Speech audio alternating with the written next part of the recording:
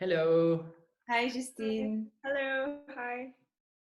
We saw your work for the first time almost a year ago. Was it at the Canal Pompidou with the graduation show of La Cambre, where you graduated in ceramics? And then we went to your studio, and we also, like in a conversation, learned that you were writing little pieces of fiction.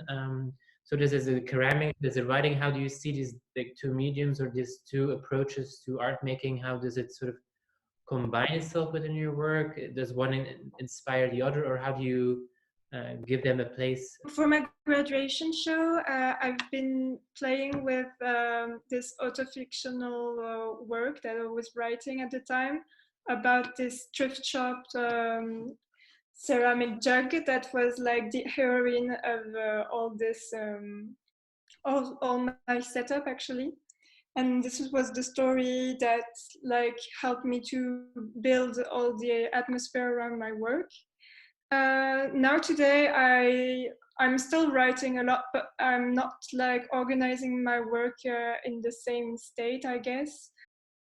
To focus on your work at the Currents in Z33 at our exhibition, you made mainly ceramic objects. Can you tell us a bit more what the total installation is about and where you got your inspiration from? I really have this passion for house and domestic objects that always come and come by again.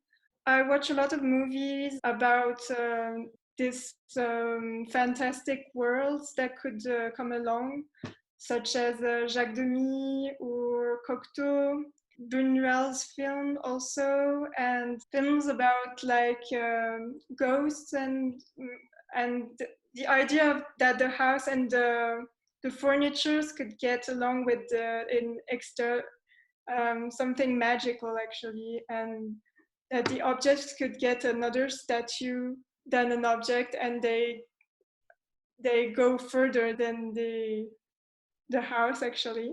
Mm-hmm. In Canal, I had this setup. It was like a salon, and here in Currents, I worked along with a bathroom, with the idea of a setup of a bathroom that will take melancholic state. I've been interested in like this idea of that the bathroom could be a place of reflection about ourselves. So I had this idea of putting mirrors everywhere with these reflection that would be appearing and disappearing. It depends which mirror and what. These phantomatic shadows could appear actually. And I like the fact that there could be this bourgeois aristocratic state that would appear from all my objects and especially my jugs. This was like my main research around this setup.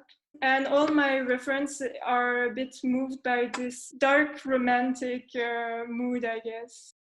Beyond what you had in your specific space in the exhibition, when you look at the work of the other 6 artists, were there particular works that struck you personally? I guess there is this materials and darkness that I like in Jonas's work a lot, and his idea of hanging these pictures that could be moving actually. I quite refer to this.